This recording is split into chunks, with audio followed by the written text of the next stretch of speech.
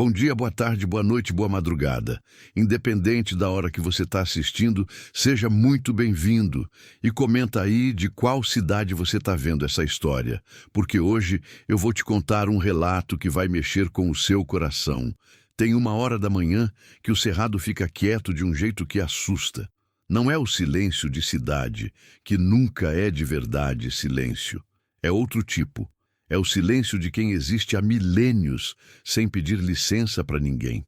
As árvores tortas se recortam contra o céu claro de estrelas. O capim seco balança sem vento, e você sente que o mundo parou bem ali, naquele trecho de asfalto partido entre Porangatu e Uruaçu, no norte de Goiás, onde a BR-153 corre longa e ingrata, como uma promessa que ninguém cumpriu. Eu estava nessa estrada fazia 4 horas. Saí de Anápolis na véspera com uma carga de equipamentos agrícolas, destino Palmas. Viagem de rotina. 48 anos de vida, 23 na estrada, e eu já não sabia mais distinguir uma viagem da outra. Elas se pareciam todas. Mesmo diesel no tanque, mesma poeira grudando no para-brisa, mesma música sertaneja saindo fraca no rádio AM, mesma sensação de que o mundo era isso, asfalto à frente e nada mais. Meu nome é Damião, Damião Ferreira dos Santos, mas na estrada todo mundo me chama de Damião mesmo, sem apelido. Tem gente que acha que nome comprido é sinal de história comprida. Talvez seja. Eu dirigia com a janela entreaberta, o cotovelo do lado de fora captando o vento quente que o cerrado joga de madrugada mesmo no mês de setembro. Aquele calor seco que racha o lábio e resseca a garganta. O cheiro de poeira vermelha misturado com diesel era tão familiar que eu já nem notava mais. Era o meu perfume. Era o perfume de homem que escolheu a estrada acima de tudo. E pagou o preço por isso. Minha filha Letícia completaria 31 anos em novembro. Completaria. Ela morreu aos 24. Num acidente de carro, numa rodovia estadual do interior de Minas, numa tarde de domingo de sol, numa curva sem guardrail, que todo mundo da região sabia que era perigosa e ninguém nunca arrumou. Ela ficou presa no carro 40 minutos. 40 minutos. Eu sei o número de cor, de memória, como se ele estivesse gravado na minha pele a ferro quente. 40 minutos de carros passando e nenhum parando. Ninguém parou, Damião. Ninguém parou. Quando o resgate chegou, já era tarde. Minha ex-mulher Norma me disse isso com a voz seca, sem choro, porque o choro ela já tinha esgotado nas horas anteriores. Eu estava em algum lugar entre o Tocantins e o Pará quando o telefone tocou. Larguei a carga em Araguaína e fui de ônibus até Belo Horizonte porque o caminhão não era meu e eu não podia desviar a rota assim. Cheguei 2 dias depois do enterro. 2 dias depois. Isso é o que a estrada faz. Ela te dá o mundo inteiro de comprido e te rouba o que é perto. Desde então, eu continuo dirigindo. Não porque gosto, não porque é tudo que sei fazer, embora seja verdade que é tudo que sei fazer, mas porque dentro da cabine o tempo passa de um jeito diferente, mais tolerável. Lá fora, nas cidades, nas casas, nos domingos silenciosos, a ausência de Letícia tem uma forma, tem volume, ocupa espaço. Aqui na estrada, a ausência vira paisagem, e paisagem a gente consegue olhar. Eram quase 5 da manhã, quando o sol começou a insinuar uma claridade cor de ferrugem no horizonte. O cerrado ia ganhando contorno aos poucos, aquela vegetação baixa e retorcida emergindo do escuro como figuras de um sonho ruim. Eu tinha parado num posto em São Luís do Norte para tomar um café aguado e já estava a uns 80 quilômetros dali, no trecho que sobe em direção a Uruaçu, quando acendi o pisca-alerta por instinto. Tinha algo na beira da estrada. Primeiro, achei que era um animal. O cerrado é cheio de bicho que cruza a pista de madrugada sem avisar. Tamanduá, capivara, de vez em quando uma onça pintada que te olha do acostamento com aqueles olhos que brilham no farol como 2 botões de ouro. Reduzi a marcha sem parar, porque aprendi faz tempo que caminhoneiro não para problema que não é dele. Isso não é frieza, é sobrevivência. Você para no lugar errado da hora errada e pode não continuar. Mas quando os faróis iluminaram melhor, eu vi que não era animal nenhum. Era uma pessoa deitada de lado no acostamento, praticamente na beira do asfalto, com o corpo encolhido como quem tentou se proteger antes de cair. Meu pé foi pro freio antes que minha cabeça mandasse. O caminhão gemeu, os pneus arranharam o asfalto fendido e eu parei uns 20 metros à frente, com o coração batendo mais rápido do que devia. Fiquei parado um momento com as mãos no volante. A estrada estava deserta nas duas direções. Nenhum carro, nenhuma luz. Só o cerrado de cada lado, aquele silêncio largo e fundo, e ali atrás, no acostamento, um corpo que não se movia. Pensei em Letícia. Pensei nos 40 minutos. Desliguei o motor, peguei a lanterna no porta-luvas e desci. O ar de fora estava mais frio do que eu esperava. Aquele frio seco de madrugada de cerrado, que engana, porque o dia vai esquentar bravo. Andei os 20 metros de volta devagar, a lanterna apontada para frente, o ouvido em pé. Quando cheguei perto o suficiente, parei. Era uma mulher jovem, uniforme militar, verde-oliva, com insígnias no ombro que eu não soube identificar ali na hora. Ela estava deitada de lado, o rosto parcialmente encostado no solo, e tinha um corte na testa que tinha sangrado e secado, formando uma crosta escura acima da sobrancelha esquerda. O cabelo curto, preso atrás, estava cheio de poeira. Abaixei e coloquei 2 dedos no pescoço dela. Pulso, firme. Ela estava viva. Olhei para os 2 lados da estrada de novo. Nada. Nenhum carro capotado nas proximidades, nenhuma moto, nenhum sinal de acidente. Ela estava simplesmente ali, no meio do cerrado, sozinha, como se o chão tivesse aberto e ela tivesse caído de dentro. Fiquei de cócoras ao lado dela sem saber bem o que fazer. Ligar para o SAMU de um trecho assim era a aposta. O sinal de celular naquela parte da BR era fraco na melhor das hipóteses. Eu sabia que tinha um hospital em Uruaçu, uns 40 quilômetros mais adiante. Toquei levemente no ombro dela. Moça, me escuta. Ela não reagiu de imediato. Toquei de novo, um pouco mais firme. Foi então que ela abriu os olhos. Eram olhos escuros, de um preto acastanhado, e por uma fração de segundo estavam completamente perdidos. O olhar de quem não sabe onde está, quem está acordando de um lugar que não era sono. Depois, ela me viu. E antes que eu pudesse dizer qualquer coisa, antes que eu pudesse me apresentar ou perguntar se ela estava bem, ela fez uma coisa que eu não esperava.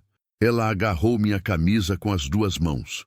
Com uma força que não combinava com o estado em que ela estava, os dedos fecharam no tecido suado da minha camisa xadrez e ela puxou, me aproximando do rosto dela, e sussurrou com uma voz rouca, urgente, de quem está gastando o que sobrou de energia.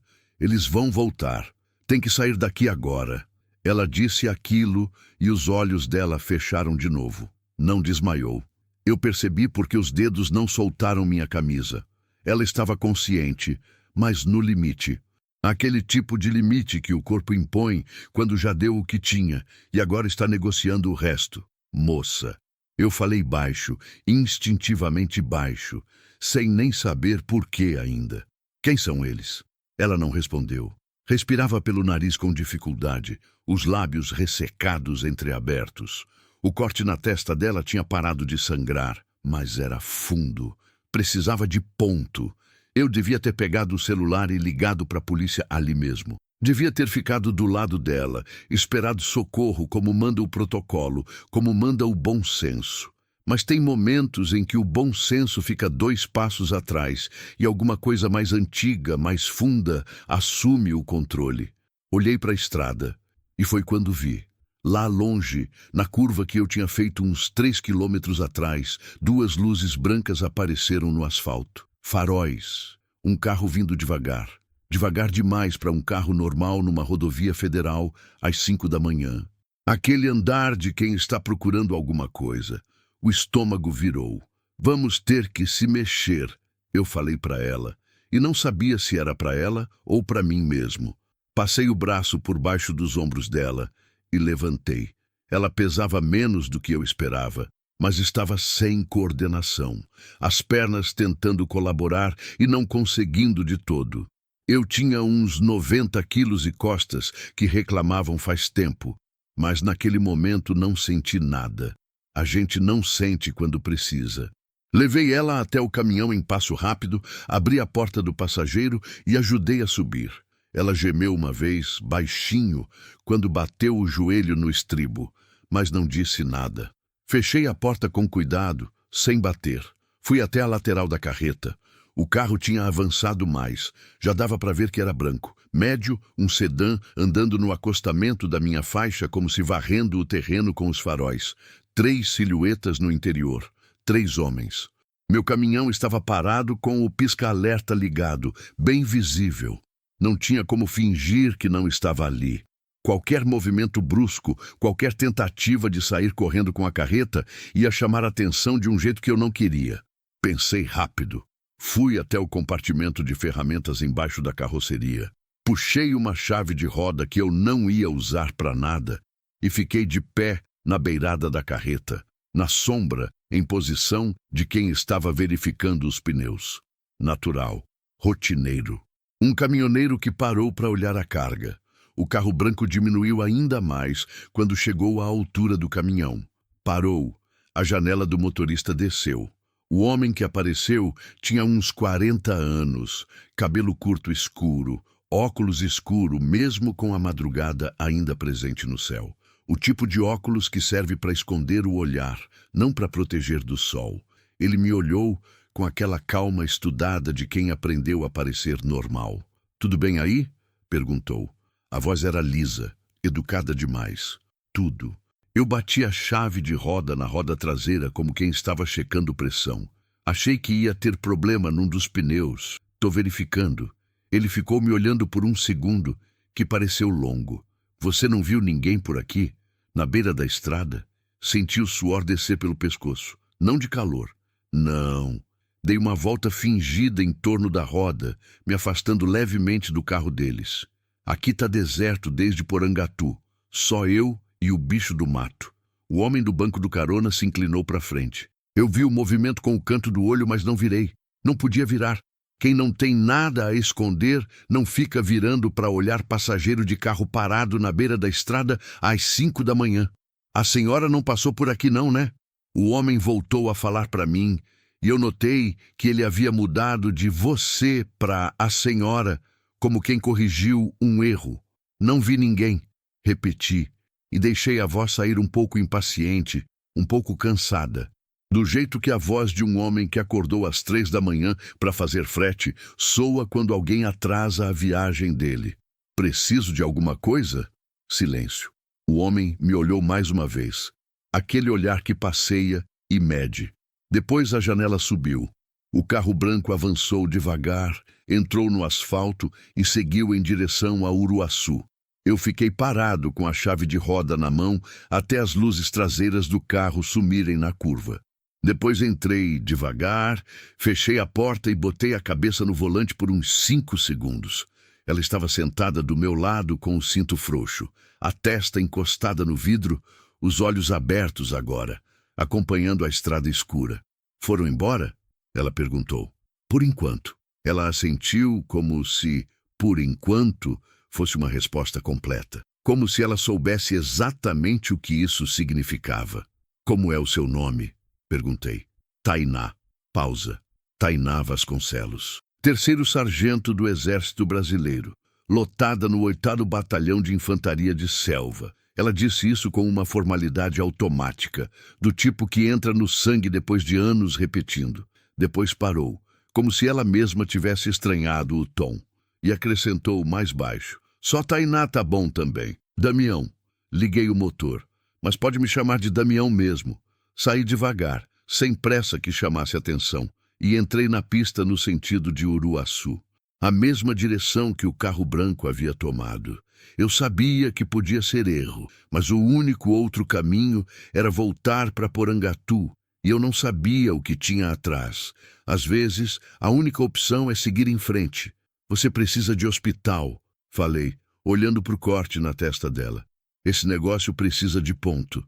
Não posso ir ao hospital. Não aqui. Por quê? Ela demorou. Olhou para a estrada à frente como quem estava calculando quanto podia contar e para quem. Porque os homens que estão me procurando sabem onde eu estaria. Sabem que eu me machuquei. Um hospital regional aqui seria a primeira coisa que checaram.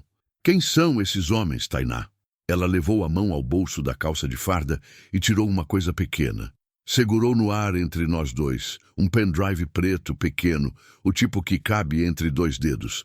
Aqui dentro tem documentos, áudios e registros financeiros que provam um esquema de desvio dentro do meu batalhão. A voz estava firme agora, mais firme do que o estado físico dela justificava. Dinheiro de licitação de equipamentos, contratos fantasmas, nomes. Nomes grandes. Eu não disse nada. Continuei dirigindo. Eu tentei fazer certo. Ela continuou, e pela primeira vez a firmeza rachei um pouco, não muito, só o suficiente para eu perceber. Fui pela via interna primeiro. Subi o relatório para o meu comandante direto. 2 dias depois, fui chamada para uma reunião e saí de lá com a minha arma confiscada, meu celular funcional trocado por um aparelho monitorado e uma ordem de me apresentar na segunda-feira para responder a um IPM que foi armado para me enterrar. IPM? Inquérito Policial Militar. Eles iam me processar antes que eu processasse eles. O sol estava nascendo agora de vez, aquela luz alaranjada rasa do cerrado que ilumina tudo pela lateral e não esconde nada. Eu podia ver o rosto dela melhor. Jovem. Ela era jovem de um jeito que me fez sentir o peso dos meus 48 anos. Talvez 28, 30 anos no máximo, com uma expressão de quem envelheceu depressa por dentro. Você fugiu antes da segunda-feira, ontem à noite. Peguei o pendrive, que estava escondido fora da base, e tentei chegar até Goiânia de ônibus. Precisava da Polícia Federal, mas eles me encontraram antes. O ônibus parou num posto, e quando voltei ao meu assento, 2 deles estavam na janela. Desci no posto e corri para o mato. E o seu celular? No ônibus, larguei lá de propósito, para eles acharem o sinal e pararem de me procurar por GPS. Ela pensou em tudo isso. Ferida, sozinha, fugindo no escuro, e ela pensou em tudo isso. Você andou quanto no cerrado? Não sei. Umas 3 horas, talvez. Perdi o sentido de direção. Quando encontrei a estrada, já não conseguia mais me segurar. Eu fiz as contas. 3 horas no cerrado à noite, com um ferimento na cabeça, sem água, sem telefone. O simples fato de ela estar do meu lado falando era quase um milagre. Foi quando o espelho retrovisor me chamou. 2 faróis. Atrás. Longe ainda, mas vindo. Vindo rápido. Tainá. Ela já tinha visto. Os olhos dela estavam no espelho retrovisor do lado do passageiro, e eu vi a mandíbula dela firmar. É eles. O carro branco estava a uns 400 metros e ganhando. Eles deviam ter voltado quando não encontraram nada à frente, ou deviam ter ficado parados, esperando ver se o caminhão saía com alguém dentro. Eu aprofundei o pé no acelerador. A carreta gemeu. Os quase 40 toneladas respondendo devagar, do jeito que carreta responde. Esse caminhão vai mais rápido? Ela perguntou. Não muito. Ela ficou quieta. O silêncio dela não era de medo paralisante, era de quem está calculando. Tem uma cidade perto daqui, Uruaçu. Você sabe? Sei. 40 quilômetros. Tem delegacia lá? Tem. Polícia Federal? Não sei, acho que não. Então não adianta Uruaçu. O carro branco estava a 200 metros. Eu conseguia ver pela forma que ele andava que não pretendia parar. Aquele jeito de quem já decidiu o que vai fazer. Foi quando o pneu traseiro direito estourou. O som foi como um tiro. A carreta puxou violentamente para a direita. Eu segurei o volante com as 2 mãos e os 2 pés no freio, tentando não deixar a carroceria fazer o que ela queria fazer, que era me levar para fora da pista. O caminhão escorregou no acostamento de cascalho. levantou uma nuvem enorme de poeira vermelha e parou inclinado, com as rodas traseiras direitas enterradas no barranco suave do acostamento. Motor desligou sozinho. Poeira por todo lado. Silêncio.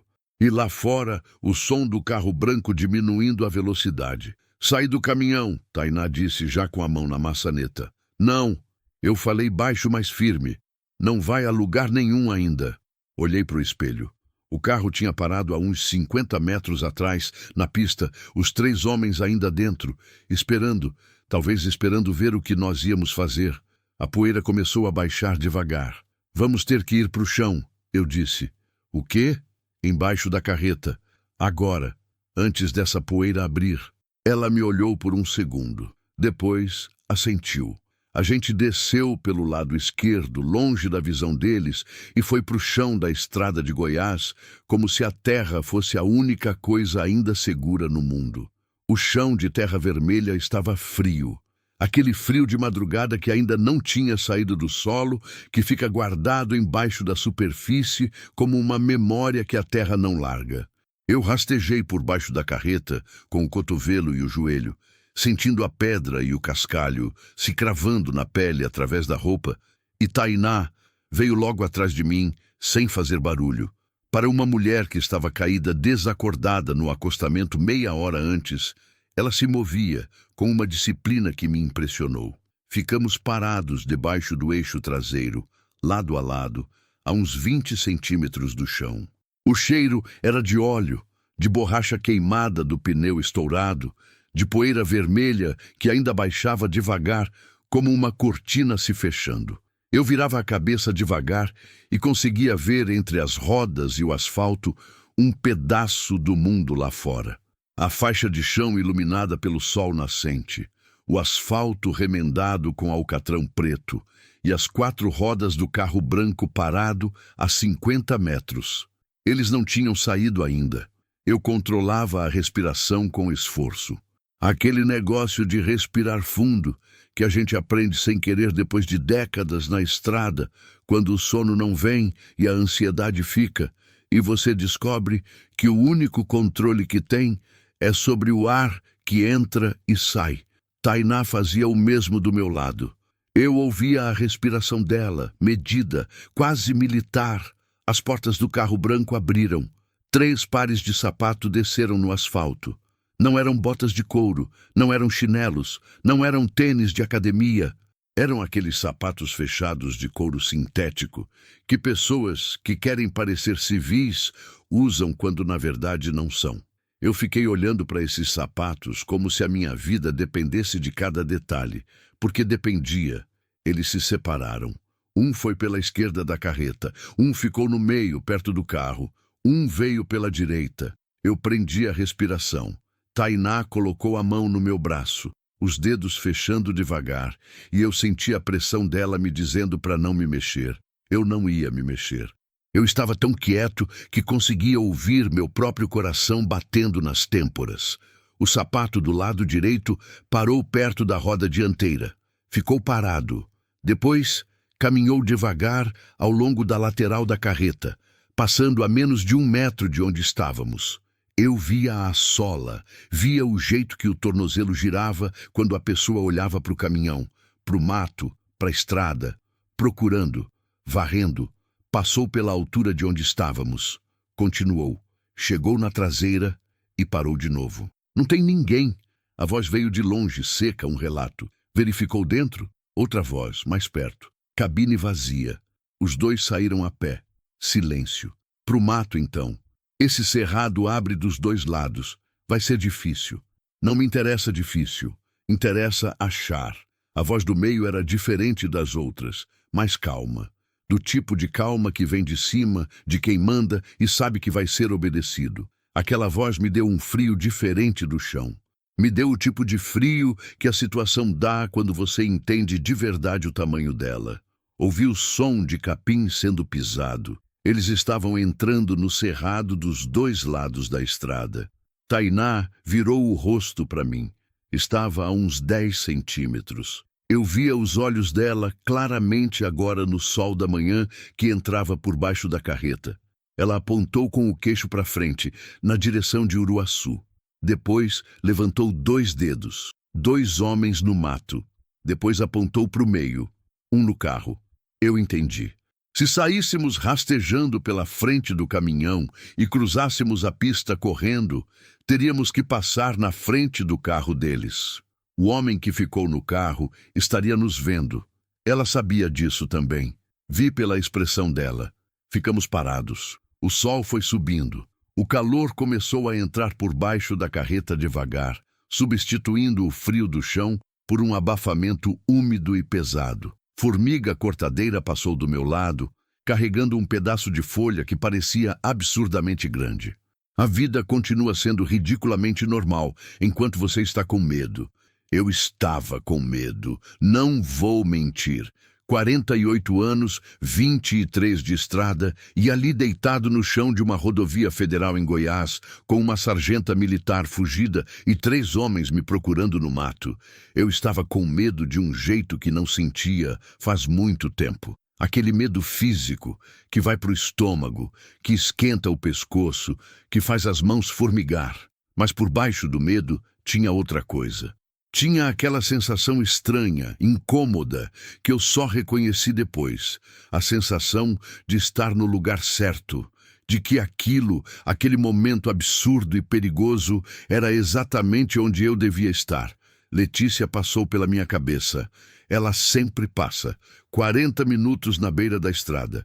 Eu fiquei olhando para os sapatos do homem que estava no carro, que eu não conseguia ver daqui, mas que eu sabia que estava lá, e pensei, não hoje. Hoje alguém para. Foi então que eu ouvi. Longe. Muito longe primeiro, quase engolido pela distância e pelo vento seco do cerrado. Uma sirene. Tainá ouviu junto comigo. Eu senti o braço dela firmar. A sirene cresceu devagar, daquele jeito preguiçoso de viatura de rodovia que ainda está longe, mas vem. PRF, com toda a probabilidade. Polícia Rodoviária Federal que patrulha a BR de madrugada. E então, os sapatos do carro branco se moveram. Rápido. Entra. A voz do meio, aquela voz calma que mandava. Agora tinha uma urgência que ela tentava esconder, mas não conseguia de todo. Entra logo. Ouvi os outros 2 voltando do mato, quebrando galho, pisando pesado, portas batendo, motor pegando. O carro branco saiu queimando pneu e sumiu em direção a Uruaçu, num espaço de tempo que pareceu segundos. Ficamos parados debaixo da carreta por mais uns 2 minutos, só ouvindo. A sirene foi crescendo, crescendo, e uma viatura branca com a faixa verde da PRF passou por nós em velocidade sem parar, na perseguição de alguma outra coisa que não éramos nós, indiferente ao caminhão parado no acostamento como é indiferente a tudo que não é o chamado do momento. Quando o som da sirene sumiu, saímos debaixo da carreta. Tainá ficou de joelhos no acostamento por uns instantes, respirando. Eu fui até a roda que tinha estourado e olhei. Era a traseira direita, o pneu completamente destruído. Eu tinha estepe, tinha macacão e tinha tempo, mas não tinha tranquilidade para ficar parado ali trocando pneu numa estrada que aqueles homens iam voltar a varrer assim que a viatura da PRF sumisse do horizonte. Não dá para ficar aqui, eu disse. Eu sei. Tem uma cidade menor antes de Uruaçu, Mutunópolis, uns 20 quilômetros. Dá para chegar rodando na última roda do eixo se a gente for devagar. Vai estragar o eixo? Vai. Ela me olhou. Esse caminhão é seu? É da transportadora. Pausei. Não importa. Ela ficou quieta um momento. Depois, importa para você. Você perguntou se dá para chegar. Dá. Foi isso que você quis saber, não foi? Ela não respondeu. Mas eu vi alguma coisa no rosto dela que não estava lá antes. Subimos. Eu liguei o motor, saí devagar do acostamento e entrei na pista com o caminhão mancando, o eixo traseiro direito protestando a cada metro com um rangido metálico que doía de ouvir. A carreta ia de lado pedindo para parar e eu segurava no volante e pedia para ela aguentar mais um pouco. Mais um pouco. Só mais um pouco. Você tem família? Tainá perguntou de repente. A pergunta me pegou de surpresa pela hora que veio, mas tinha algum sentido nela. Quando as pessoas estão com medo e não conseguem fazer nada além de esperar, elas perguntam sobre vida. É uma forma de se segurar. Tive, respondi. Ela esperou. Minha filha morreu há 7 anos. Eu disse aquilo olhando para frente, para o asfalto, do jeito que consigo dizer. Acidente de carro. Ficou na beira da estrada e ninguém parou. O silêncio que veio depois não era o silêncio desconfortável de quem não sabe o que falar. Era um silêncio de respeito, o tipo que vale mais que qualquer palavra. Por isso você parou para mim, ela disse baixinho. Não era uma pergunta. Não sei se foi por isso, mas foi. Fiquei sem resposta. Talvez ela tivesse razão. Talvez a gente nunca saiba direito por que faz o que faz nos momentos que importam. Talvez seja melhor assim. Mutunópolis apareceu no horizonte como um conjunto de caixas baixas contra o azul do cerrado. Pequena, quieta, acordando devagar no começo da manhã. Eu entrei na cidade pelo acostamento, parei na primeira rua de terra, desembreei e olhei para o painel. O motor estava quente demais. Aqui tem farmácia? Tainá perguntou, olhando pela janela para a rua de calçada irregular. Pequena cidade assim. Tem alguma coisa. Por quê? Ela apontou para a testa. O corte tinha voltado a sangrar um pouco com o esforço de rastejar. Preciso limpar isso antes de continuar. Eu disse que você precisava de ponto. E eu disse que o hospital não dá.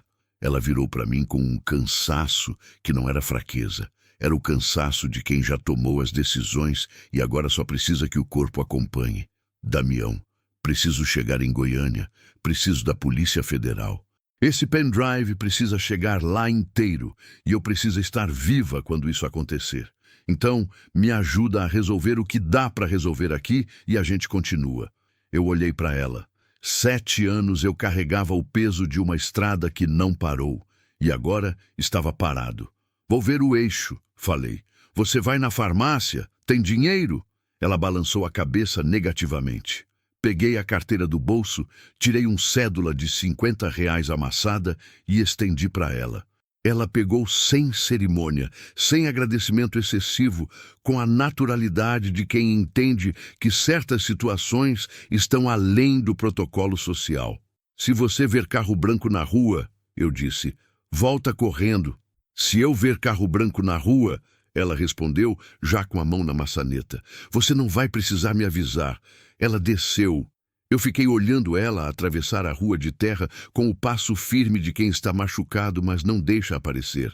Uniforme militar, cheio de poeira vermelha. Cabelo desgrenhado, curativo improvisado na testa. Em qualquer outro contexto, seria impossível ela não chamar atenção. Mas aquele era o interior profundo de Goiás, onde as pessoas aprenderam que o que se vê na beira da estrada nem sempre é para ser contado, e que a vida dos outros passa pela sua, às vezes igual o caminhão de carga, pesada, barulhenta e seguindo em frente antes que você entenda o que era. Desci para olhar o eixo. Era pior do que eu esperava. E em algum lugar na estrada eu sabia, o carro branco estava fazendo uma volta. O eixo estava torto, não completamente partido, mas torto o suficiente para eu saber que aquele caminhão não ia rodar mais do jeito que precisava rodar. Fiquei agachado na rua de terra, olhando para aquilo com a mão na testa, sentindo o sol de manhã já queimando a nuca como aviso do que ia ser o dia. Rua quieta. Galinha do vizinho passando com aquela arrogância de galinha que não sabe do que o mundo é capaz. Uma criança pequena me olhando da janela de uma casa cor-de-rosa desbotada. Eu estava com um eixo torto, um caminhão que não era meu parado, no interior de Goiás, uma mulher militar ferida comprando curativo na farmácia da esquina e 3 homens em algum ponto da BR-153 que iam voltar. Liguei para o Gilmar. Gilmar Souza é o dono da transportadora. 20 anos de parceria, o tipo de homem que atende o celular às 6 da manhã sem reclamar, porque sabe que se você liga às 6 da manhã é porque precisa. Atendeu no segundo toque. Cido, o que foi? Ele sempre me chamou de Cido. Não sei por quê. Nunca corrigi. Gilmar, Tô com problema no eixo. Bateu no acostamento em Mutunópolis. Mutunópolis? Você desviou da rota? Um pouco. Vai precisar de guincho. Eixo traseiro direito. Ele soltou um palavrão curto e depois ficou quieto por 2 segundos. O silêncio de quem está calculando o prejuízo. Depois, a carga tá bem? Tá. Carga não foi afetada. E você? Tô bem. Vou ligar pro seguro. Mas, Damião, guincho lá em Mutunópolis vai demorar, viu? Lá é pequeno. Eu sei. Tem como você esperar? Olhei pra rua. Olhei pro caminhão. Não tem outra opção, respondi. E desliguei antes que ele perguntasse mais alguma coisa que eu não soubesse mentir. Tainá voltou uns 15 minutos depois com uma sacola pequena de farmácia. Curativo adesivo, gaze, álcool, fita médica. Nada sofisticado, mas ela sabia o que estava fazendo quando sentou na soleira da porta do caminhão e começou a limpar o ferimento na testa com uma competência calma, que não combinava com o estado geral da situação. Eu fiquei de pé, olhando a rua nos 2 sentidos. Você sabe fazer isso? Perguntei. Aprendi. Ela pressionou a gaze contra o corte e franziu o senho brevemente. No exército aprende muita coisa que não tem no manual. Esse ferimento foi de queda? Ela hesitou um segundo. Só um. Eles me acertaram com a porta do carro quando tentei sair correndo no posto. A maçaneta bateu aqui. Apontou para o supercílio. Parece pior do que é. Eu engoli aquilo. Tentei não deixar o que estava sentindo aparecer na voz. Eles te bateram. Foi mais um acidente do que intenção. Eles precisavam de mim consciente. Ela disse aquilo com uma objetividade clínica que me perturbou mais do que teria perturbado se ela tivesse chorado. Morta, não adianta nada para eles. Eles precisam do pendrive e precisam saber se eu já passei alguma coisa para alguém. E você passou? Mandei um e-mail para um contato na corregedoria antes de sumir, mas sem os arquivos, só uma descrição do que tenho. Ela terminou o curativo e pressionou os cantos com cuidado. Se eu não aparecer com o pendrive, fica só a minha palavra contra a deles. E a minha palavra, sozinha, não derruba ninguém. Ficamos quietos por um tempo. Uma motocicleta passou na rua levantando poeira. O sol subiu mais um palmo. Por que você fez isso? Perguntei. Fiz o quê? Denunciou. Você sabia o risco. Ela ficou olhando para a sacola de farmácia por um momento, dobrando a embalagem do curativo com os dedos de um jeito mecânico, aquele gesto de mão ocupada enquanto a cabeça está em outro lugar. Eu entrei no exército com 18 anos, ela começou. Sou do Maranhão, de um município pequeno perto de Imperatriz. Minha família não tinha muito. O exército era oportunidade de estudo, de carreira, de ser alguma coisa que a minha cidade não ia me dar. Pausa. Minha mãe chorou quando eu passei no processo seletivo. Não de tristeza, de orgulho. Ela nunca tinha chorado de orgulho de nada. Eu ouvia sem falar. Fui boa soldada. Fui promovida. Construí uma reputação de que fazia o que era certo e não o que era fácil. A voz não tinha vaidade nisso. Era só relato. Quando descobri o esquema, pensei, é isso que eu construí para quê? Para abaixar a cabeça na hora que importa? Ia ser mais fácil fingir que não vi. Todo mundo fingia que não via. Mas você não fingiu. Não. Ela levantou o rosto. E agora tô numa rua de terra em Goiás, com um caminhão quebrado e 3 homens me procurando. Então, talvez, fingir fosse mais inteligente. Inteligente e certo não são a mesma coisa. Ela me olhou com uma expressão que eu não soube ler de imediato. Depois, bem devagar. Não, não são. Foi então que ela apareceu. De longe eu vi e o estômago apertou antes da cabeça processar. A caminhonete. Não era o carro branco. Era uma caminhonete prata, cabine dupla, vidro fumê. Entrou na rua devagar, bem devagar, no mesmo passo estudado do carro branco. Passou pela nossa altura sem parar, mas o vidro do passageiro desceu uns 3 centímetros, só o suficiente para alguém olhar, continuou. Dobrou no final da rua. Você viu? Perguntei. Vi. Tainá já estava de pé. Não são os mesmos do carro, mas são. Como você sabe? O jeito que eles andam. Você aprende a reconhecer depois de um tempo. Ela olhou para o caminhão. Aqui não dá mais, Damião. Eles sabem que o caminhão está aqui. Vão nos fechar nessa rua. O caminhão não anda. O guincho vai demorar horas. Eu sei. Ela passou a mão no bolso da farda, confirmando que o pendrive ainda estava lá. Precisa ser sem o caminhão. Tainá, você mal consegue andar. Consigo mais do que parece. Ela me olhou com uma firmeza que eu não tinha como discutir. Mas preciso que você venha junto, pelo menos até Uruaçu. Daqui a Uruaçu tem ônibus, tem jipe, tem gente que vai até Goiânia. E eu fico sem caminhão, sem carga, sem explicação para o meu patrão? Você fica sem mim. Ela disse isso de um jeito simples, sem pressão dramática. Apenas a realidade do que era. Se você ficar aqui com o caminhão, eu vou sozinha e as chances ficam muito menores. Mas é sua escolha, Damião. Você já fez mais do que devia. Eu olhei para o caminhão. 23 anos de estrada, mais de 1 milhão de quilômetros rodados, e aquele caminhão com o eixo torto era a representação física de tudo que eu tinha de concreto, de tangível, de verificável na minha vida. Era meu instrumento de trabalho, era minha desculpa para não ficar em casa, era meu confessionário particular. E ali do outro lado da equação estava uma menina do Maranhão que entrou no exército com 18 anos para fazer alguma coisa e que não baixou a cabeça quando era mais fácil baixar. Letícia tinha 24 anos quando morreu. Tainá devia ter uns 28. Às vezes a vida te coloca diante de uma escolha que parece nova, mas que na verdade você está fazendo faz muito tempo. Só ainda não tinha chegado a hora de responder. Vou com você, falei. Ela não sorriu. Só assentiu uma vez, rápido, como quem confirma dado. Tem outra saída dessa rua? Eu conhecia Mutunópolis de passagem, de posto de gasolina e de parada de banheiro, mas conhecia o suficiente. Tem um caminho de serviço nos fundos, sai perto da escola municipal. Vai dar numa paralela que encontra a estadual. E daí até Uruaçu, umas 2 horas a pé pelo acostamento. Pausei. Mas tem um posto de mototáxi perto da saída da cidade. Vi quando entrei. Pela primeira vez, desde que eu a encontrei na beira da estrada, algo passou pelo rosto de Tainá que não era cálculo nem determinação. Era alívio. Pequeno, rápido, mas alívio. Vamos, ela disse. Eu peguei só o que cabia no bolso. Carteira, celular. Os documentos do caminhão que levei por instinto.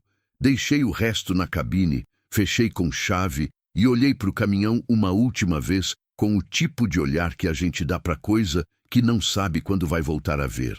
Mandei mensagem para o Gilmar. Problema pessoal. Caminhão tá trancado na rua São Benedito, número não sei. Guincho pode buscar. Me liga depois. Desculpa. Desliguei o celular. Seguimos pelos fundos. O caminho de serviço era estreito, cheio de mato nas bordas, com aquela vegetação baixa do cerrado que chega na cintura e esconde bem quem anda abaixado. Tainá ia à minha frente, passo firme, apesar da manqueira leve no joelho direito que ela não tinha mencionado. Eu ia atrás, olhando para os dois lados com um estado de alerta que me cansava só de manter. O calor já estava pesado. 10 da manhã no Cerrado Goiano é uma negociação constante com o próprio corpo. A boca ressequendo, o suor frio no peito que é de esforço, mas também de medo. Os pés na terra vermelha que marcava tudo, calçado, calça, memória. Saímos perto da escola, como eu disse. Um grupo de crianças entrava pelo portão com mochilas coloridas, completamente alheias ao tamanho do que cruzava a calçada atrás delas. A vida comum acontecendo. O ponto de mototáxi era uma cadeira plástica embaixo de uma figueira com 2 motoboys jogando bola num celular antigo. Um deles levantou a cabeça quando chegamos. Uruaçu? Perguntei. Ele olhou para mim, olhou para Tainá, olhou para o uniforme, olhou para o curativo. R$ 70 os dois, disse, sem fazer pergunta. Que Deus abençoe os homens que não fazem pergunta na hora que não é hora. Fechado, falei. Meia hora depois, estávamos a 30 quilômetros de Mutunópolis, numa estrada estadual mais estreita e mais vazia que a BR, com o vento batendo na cara e a motocicleta protestando com o peso dos 2 passageiros. Tainá ia atrás do motoboy, agarrada na bagageira com as 2 mãos. Eu ia em outra moto, na minha quase caindo para a lateral toda vez que a estrada abria um buraco. Eu olhava para o céu. Aquele azul alto e limpo do cerrado que parece mentira de tão perfeito. Aquele azul que Letícia teria amado fotografar. Ela gostava de tirar foto de céu. Tinha o celular cheio de fotos de céu, de diferentes estados, de diferentes horas do dia.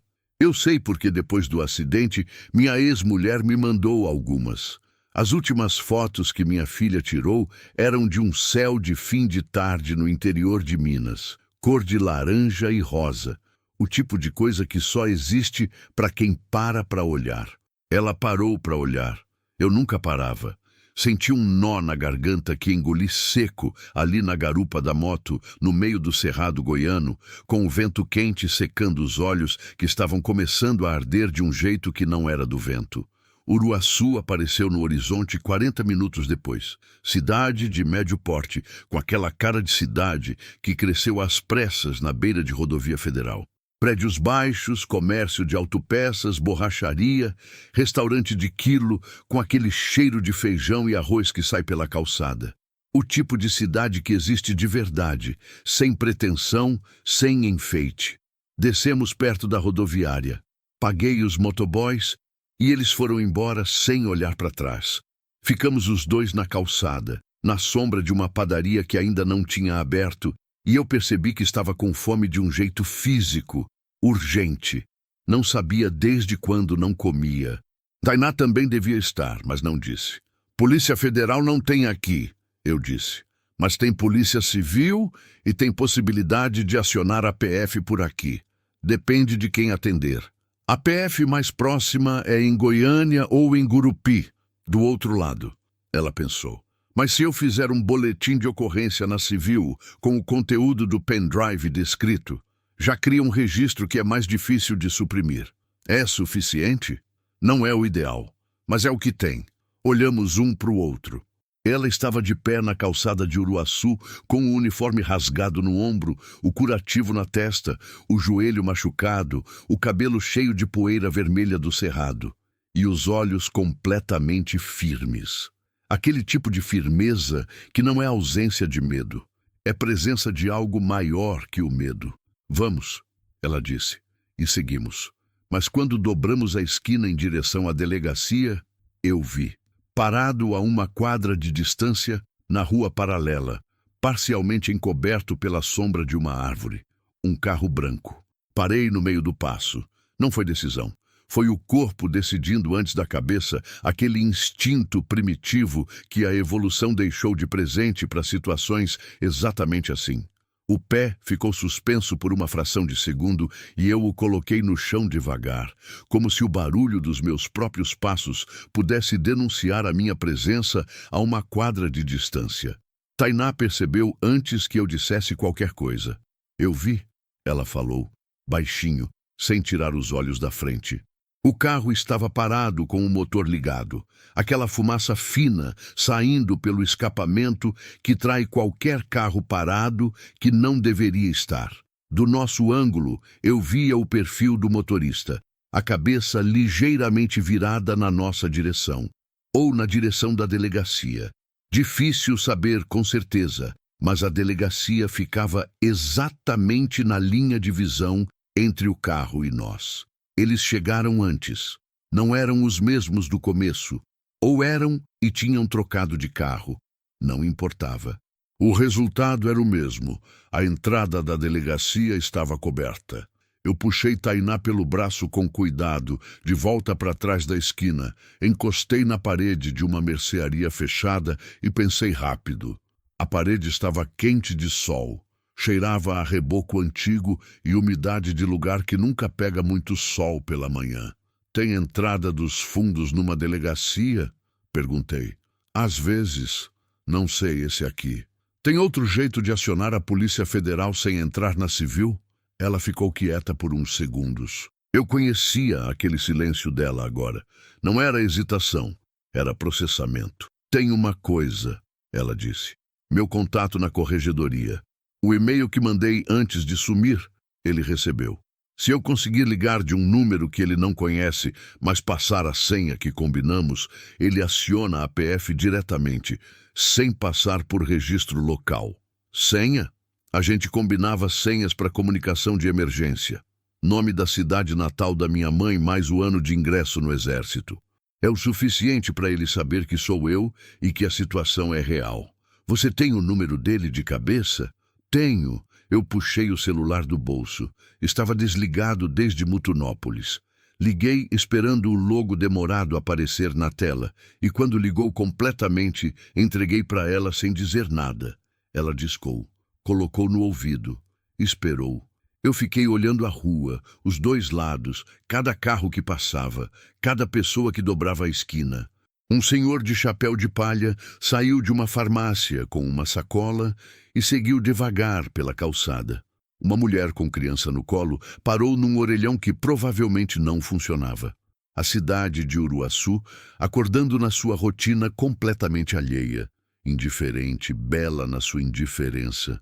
Atendeu, Tainá disse baixinho, e a voz dela mudou de um jeito sutil, ficou mais controlada ainda. Aquela voz de protocolo que ela usava quando precisava ser sargento e não Tainá. Aqui é VS. Código 48, Imperatriz, 2015. Preciso de acionamento imediato. Localização, Uruaçu, Goiás. Tenho material. Sim. Pausa. Sim. Estou comprometida. Entrada está coberta. Preciso de alternativa. Outra pausa, mais longa. Ela ouvia com a testa levemente franzida. Entendido, quanto tempo? Pausa. Entendido. Ela devolveu o celular. E? Perguntei. Ele vai acionar, mas precisa de tempo para mobilizar sem chamar atenção interna. Diz que tem infiltração possível nos canais regionais, então não pode ir pelo caminho normal. Quanto tempo? 2 horas. Talvez 3. Olhei para o relógio no celular. Quase 11 da manhã. 2 horas era muito. 2 horas numa cidade que eles já sabiam que estávamos, com uma entrada coberta, sem carro, sem caminhão, sem lugar fixo. 2 horas era uma eternidade quando o tempo está do lado errado. Precisa ser em algum lugar que a gente possa controlar o que chega, eu disse. Um lugar com mais de uma saída, com gente suficiente que eles não façam nada aberto, mas não tão cheio que a gente se perca. Ela pensou. Mercado, ela disse. Mercadão. Aqui tem? Toda cidade tem. Perguntei para um rapaz que passava com uma caixa de frutas na cabeça. Ele apontou sem parar, 3 quadras, virar à esquerda. O Mercadão Municipal de Uruaçu era daquelas construções dos anos 70 que resistem a tudo. Tijolão à vista, telhado de zinco, corredores estreitos cheios de barraca de queijo, frango, verdura, erva. Cheirava a coentro, a carne temperada, a café passado em bule de alumínio. Tinha 2 entradas que eu vi logo de cara, mais uma saída nos fundos que dava para um estacionamento de terra. Era o melhor que tínhamos. Compramos água numa barraca de sucos com o pouco que eu tinha no bolso. Tainá tomou metade de uma vez, aquele tipo de sede que a gente esquece que está sentindo até que começa a beber. Eu tomei a outra metade, olhando para o corredor de entrada. Ninguém ainda. Encontramos um canto nos fundos do mercado, entre uma barraca de tempero seco e uma vendedora de artesanato que dormia na cadeira com um terço na mão. Ali, a gente via as 2 entradas principais e ficava fora do ângulo de visão de quem entrava. Nos sentamos num banco de madeira que a prefeitura tinha colocado ali para Deus, sabe qual finalidade, e ficamos quietos por um tempo. O mercado ia enchendo devagar. Gente de todo tipo, a Uruaçu comum do meio da semana, dono de pequena propriedade comprando mantimento, dona de casa comparando o preço de queijo, aposentado parado na barraca de jornal, que nem jornal vendia mais, só revista e bala. A vida comum que não sabe que ao lado dela, às vezes passa coisa séria.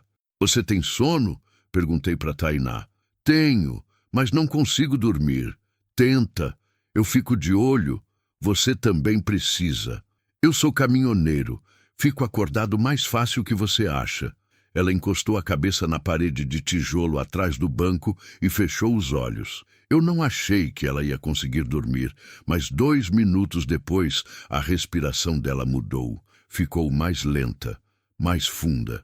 O corpo cobrando o que tinha sido negado. Fiquei olhando as entradas do mercado. Meu celular estava com 40% de bateria, sem carregador. Deixei o celular no bolso e fiquei só com os olhos e os ouvidos e o café que a vendedora de tempero acordou e ofereceu sem que eu pedisse, de uma térmia cor de mostarda, quente, forte, adoçado demais. Tomei agradecido. Disse obrigado do tipo que sai do fundo. Ela só acenou a cabeça e voltou para a cadeira. A primeira hora passou devagar. Cada pessoa que entrava, eu observava. Cada carro que parava na frente, eu prestava atenção. Minha nuca ficou dura de tensão sustentada, aquele tipo de atenção forçada que cansa mais que trabalho braçal. Uma vez, um homem entrou de camisa social e olhou para o corredor de um jeito que me gelou, mas foi direto para a barraca de linguiça e saiu com sacola. Outra vez, uma mulher parou na entrada e ficou olhando o celular por tempo demais, e eu já estava me levantando devagar quando ela saiu ligando para o ouvido. Voz animada de quem marcou o almoço. O medo afina a percepção. Transforma coisa comum em ameaça. Depois de um tempo, você não sabe mais distinguir o que é real do que o seu sistema nervoso inventou. Tainá acordou depois de 50 minutos. Abriu os olhos, olhou direto para mim e perguntou: alguma coisa? Nada. Ela assentiu. Passou a mão no rosto, verificou o curativo com os dedos, estufou o ar devagar. Depois, sem olhar para mim, me conta de Letícia. A pergunta chegou de lado, daquele jeito que as perguntas importantes chegam quando a pessoa que está perguntando sabe que de frente você recusa. Fiquei quieto por um momento. O que você quer saber? O que você quiser contar? Olhei para o corredor do mercado. Velha comprando mamão, criança correndo, barraca de queijo com o ventilador girando devagar. Ela era professora, comecei, e a minha voz saiu de um lugar diferente do de costume, mais de baixo. Ensinava no fundamental, primeira fase. Ficava empolgada com aquilo do jeito que adulto não fica com quase nada. Me mandava vídeo de apresentação de Dia das Mães, de festa junina, de criança lendo a primeira vez. Eu assistia no caminhão, parado em posto, com aquele orgulho todo misturado com aquela culpa de não estar lá. Tainá não disse nada, só ouviu. Ela não me culpava pela ausência. Era a coisa mais estranha. Eu me culpava o suficiente pelos dois e ela ficava na dela, ligando no fim da viagem, perguntando onde eu estava, como estava a estrada. Interessada de verdade. Não sei de onde ela tirava isso. Da mãe dela, acho. Eu nunca tive muito dessa coisa de perguntar como o outro está. Você perguntou como eu estava essa manhã. Fiz uma pausa. Perguntei, não com palavras, mas parou, desceu do caminhão, agachou no chão do cerrado de madrugada para ver se eu estava viva. Ela disse aquilo de um jeito simples, como quem registra um fato. É a mesma coisa. Engoli seco. Ela morreu numa curva sem guardrail que a prefeitura sabia que era perigosa. Continuei, porque se ia contar direito. Domingo, 3:30 da tarde. Sol. Carro saiu da pista, capotou, ficou no barranco. 40 minutos antes do resgate chegar. Os laudos disseram que se tivesse chegado antes, as chances eram boas. Trauma craniano, mas tratável. 40 minutos. Silêncio. Quando eu fiquei sabendo, a primeira coisa que pensei não foi a que devia pensar.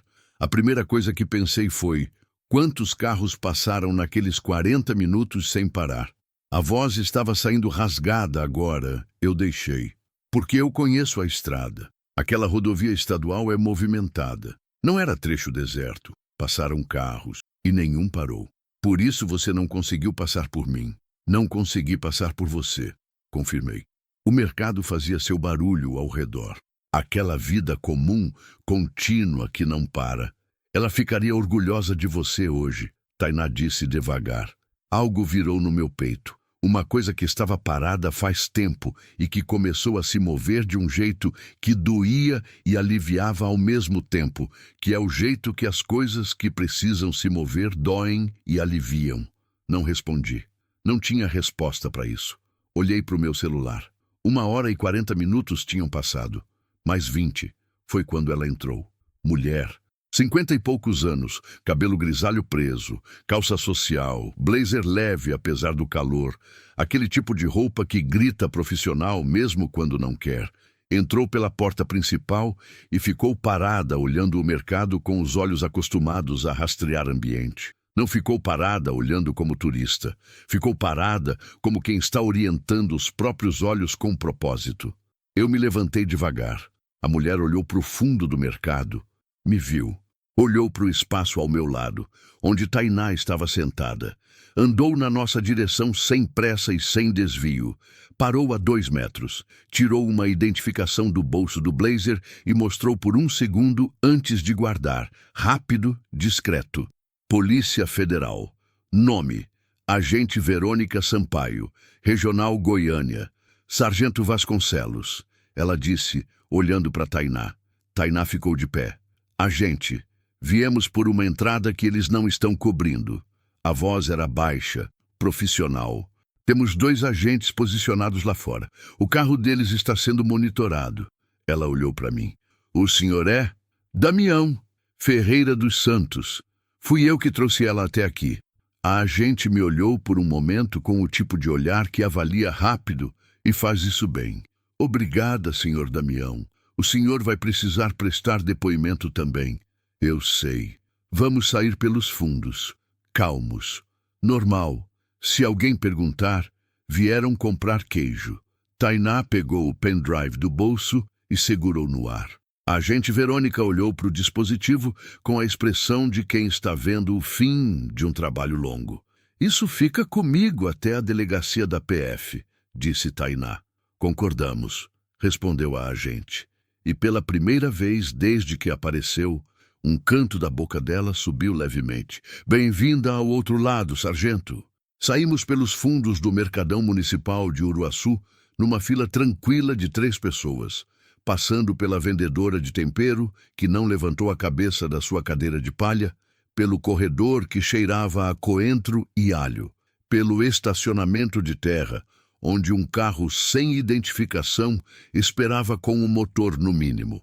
Eu olhei para o céu antes de entrar no carro. Aquele azul impossível do Cerrado de Goiás no meio do dia, sem nuvem nenhuma, alto e largo como uma promessa do tamanho do mundo. Letícia teria fotografado.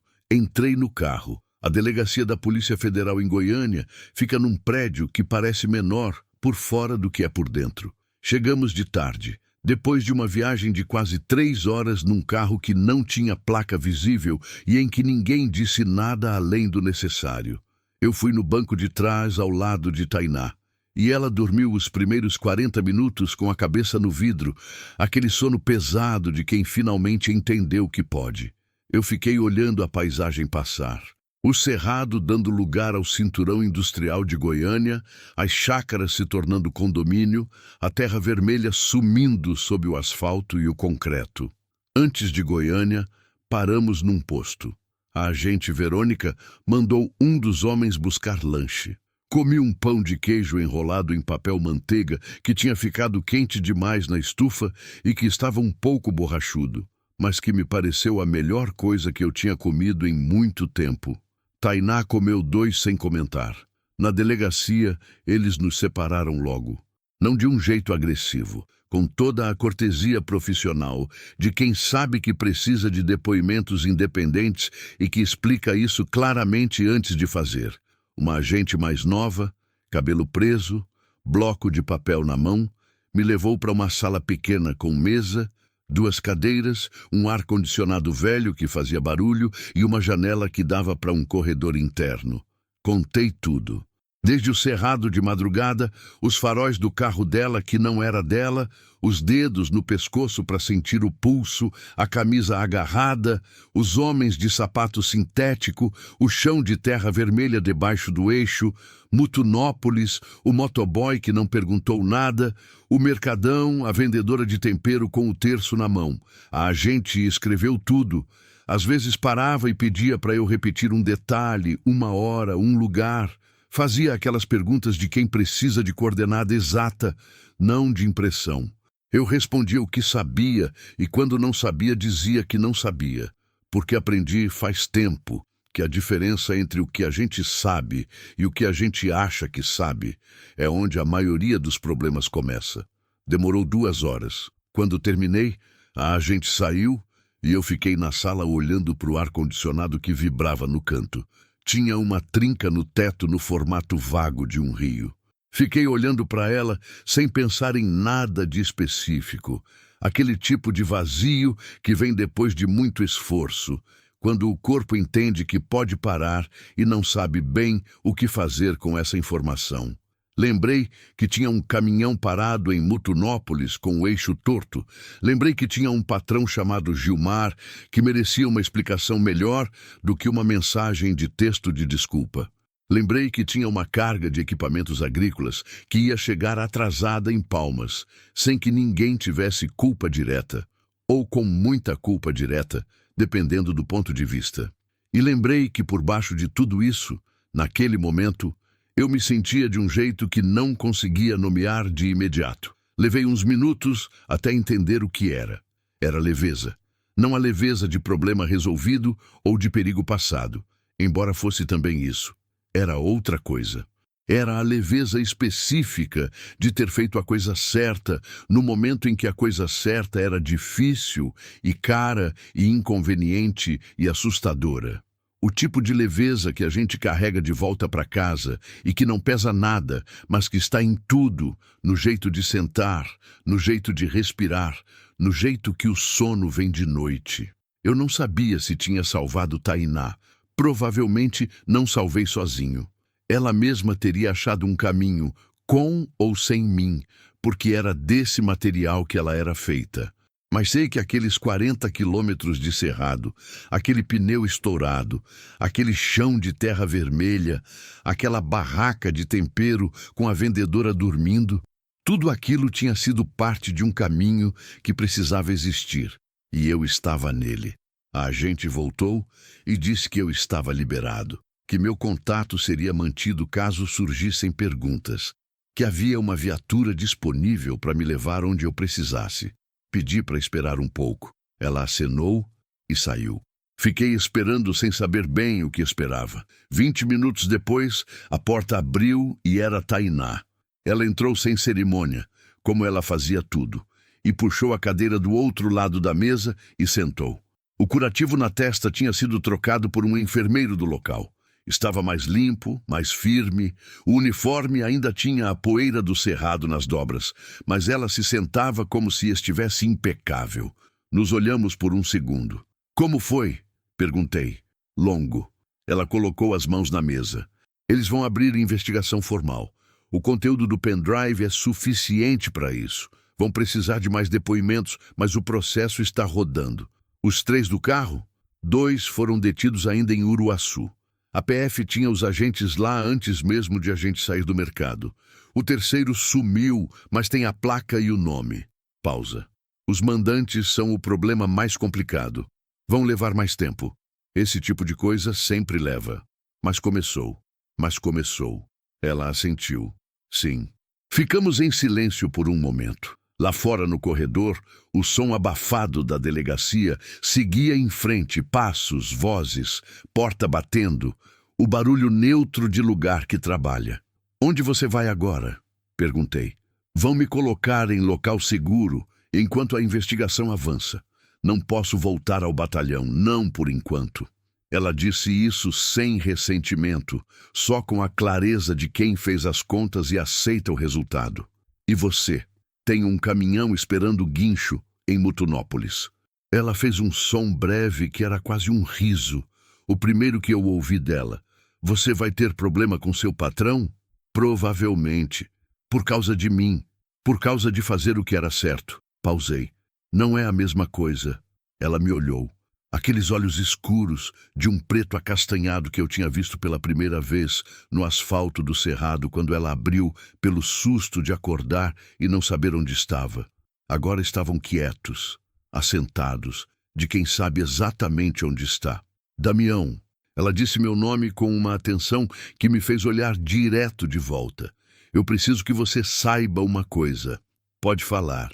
Eu passei 3 horas no cerrado sozinha antes de você aparecer. A voz estava firme, mas havia qualquer coisa diferente por baixo. Aquela camada que ela raramente deixava aparecer. 3 horas. Caí pelo menos 2 vezes. Perdi o sentido de direção. Sabia que tinha me machucado na cabeça e sabia o que isso significava se eu ficasse ali. E cheguei um momento em que eu pensei que ia ser ali. Fiquei quieto. Não é que eu desisti, não é jeito que funciona comigo. Mas tem um momento em que o corpo manda e a cabeça concorda, sabe? E quando eu cheguei na beira da estrada e caí ali, eu não sabia mais se alguém ia aparecer. Não sabia se aquela estrada tinha movimento de madrugada. Não sabia nada. Mas eu apareci, você apareceu. Ela sustentou o olhar. E você poderia ter passado. Qualquer um poderia ter passado. E você não passou. O ar-condicionado fez um barulho e parou por um segundo. Depois voltou. Sua filha devia ser uma pessoa muito boa, Tainá disse. Senti aquele nó de novo. Mas dessa vez deixei. Era, respondi. Era a pessoa mais boa que eu conheci. O jeito que você conta ela, parece que ela aprendeu isso de algum lugar. Não soube o que responder. Virei o rosto para o lado. Olhei para a trinca no teto no formato de rio, pisei 2 vezes. Quando virei de volta, Tainá estava me olhando sem pressa, com a paciência de quem entende que certas coisas precisam de espaço para pousar. Obrigado, Damião, ela disse. Simples, direto, do jeito que só agradece quem foi ensinado a não desperdiçar palavra. De nada, Tainá. E foi isso. Tem horas em que o suficiente é exatamente isso. Gilmar não me demitiu, quase. Ficou 1 semana sem me ligar, o que para ele é o equivalente de gritar por 40 minutos sem parar. Quando ligou, disse que o eixo custou mais do que ele esperava, que a carga chegou em Palmas com 2 dias de atraso, que o cliente reclamou, que ele era um homem de negócios, não de obra social. Escutei tudo. Depois contei o que tinha acontecido. Não tudo, mas o suficiente. Ficou quieto por um tempo comprido depois que terminei. Então disse, com aquela voz áspera de homem que não acostumou a demonstrar muita coisa. Você é um idiota, Damião. Pausei. Provavelmente. Mas fez certo. Ele disse aquilo rápido, como quem descarta um sentimento antes que crie raiz. Agora me ouve. Descansa 1 semana. Você está devendo férias desde 2021. Tira essa semana e depois me liga. Desliguei e fiquei olhando para o celular por um momento. Tirei a semana. Voltei para minha cidade, um município pequeno no sul de Goiás, onde eu tenho uma casa que eu uso mais como depósito de coisas que não sei onde mais guardar do que como lar de verdade. Limpei a geladeira, que estava vazia há tanto tempo, que o plástico de dentro tinha aquele cheiro de fechado que não sai fácil. Fui no mercado. Comprei coisa para cozinhar, que é uma atividade que eu havia abandonado anos atrás, sem fazer cerimônia disso. Cozinhei arroz e feijão numa segunda-feira à tarde, com a janela aberta e o som de passarinho entrando de fora. Comi sentado à mesa, não em pé, não no banco do caminhão, não num balcão de posto de beira de estrada. Sentado à mesa, com prato, com garfo, no silêncio da minha própria cozinha, que cheirava a comida de casa de um jeito que eu não sentia faz tanto tempo que esqueci como era. Chorei um pouco depois do almoço. Não de tristeza ou não só. De uma mistura que não tem nome específico. De Letícia e do tempo que passou e do tempo que ainda vai passar. De um caminhão mancando numa estrada de Goiás com o eixo torto. De uma mulher de olhos escuros agarrando minha camisa no cerrado às 5 da manhã, dizendo que eles iam voltar. de um pão de queijo borrachudo numa parada de beira de estrada que estava quente demais e que era o melhor que eu tinha comido em muito tempo, de tudo que a estrada dá e de tudo que ela cobra. Liguei para minha ex-mulher Norma naquela semana também. Não tinha ligado para ela de propósito faz 3 anos. A gente tinha terminado de um jeito que não guarda mágoa, mas que guarda distância, aquele tipo de fim que é mais cansaço do que briga, mais silêncio do que discussão. Mas ela era a mãe de Letícia, e eu era o pai, e isso não tem fim possível. Isso fica para sempre. Ela atendeu no 3º toque. Damião? Oi, Norma. Pausa. Tá bem? Tô. Queria só ligar, ver como você estava. Outro silêncio, mais curto. Tô bem. A voz dela estava diferente do que eu lembrava. Não mais nova nem mais velha, mas diferente. Mais quieta, talvez. Você parece diferente. É. O que aconteceu? Coisa de estrada. Te conto outro dia. Ficamos mais uns 10 minutos no telefone falando de coisa miúda, do tipo de conversa que não tem assunto grande, mas que enche um silêncio de gente de um jeito que coisa nenhuma enche. Quando desliguei, estava olhando para o quintal da minha casa, que estava precisando de corte de grama, e que eu fui cortar naquela tarde com uma satisfação desproporcional. 53 dias depois, recebi uma mensagem num número que eu não tinha na agenda. Oi, Damião, é a Tainá. Consegui seu contato com a agente Verônica. Espero que não se importe. Tô em casa, no Maranhão, com minha mãe. A investigação avançou. 2 dos mandantes foram indiciados na semana passada. Ainda tem caminho, mas está andando. Queria que você soubesse. E queria dizer que essa semana minha mãe fez um arroz de cuchá e eu pensei em você. Não sei por quê. Talvez porque ela ficou feliz de ter a filha em casa de volta. E eu acho que você ia entender esse tipo de coisa. Fiquei olhando para a mensagem por um tempo. Depois escrevi. Fico feliz, Tainá. Que bom que você está em casa. Cuida de você. Mandei e fiquei olhando para o jardim pela janela. Tinha um bem-te-vi no galho do ipê amarelo do quintal. Ficou ali uns 5 minutos, quieto, olhando para minha janela com aquela seriedade cômica de pássaro que não acha nada cômico. Depois voou. Pensei em Letícia e nas fotos de céu que ela tirava. Peguei o celular e fotografei o ipê. Não era céu, mas estava perto. Tem coisa que a estrada faz com a gente que nenhuma terapia consegue. Mas tem coisa que a estrada não consegue fazer que só acontece quando a gente para. 23 anos rodando esse país de ponta a ponta, dormindo em posto, comendo no balcão, passando por tragédia alheia como se fosse paisagem. 23 anos carregando o peso de uma curva sem guardrail no interior de Minas e de 40 minutos que ninguém vai apagar.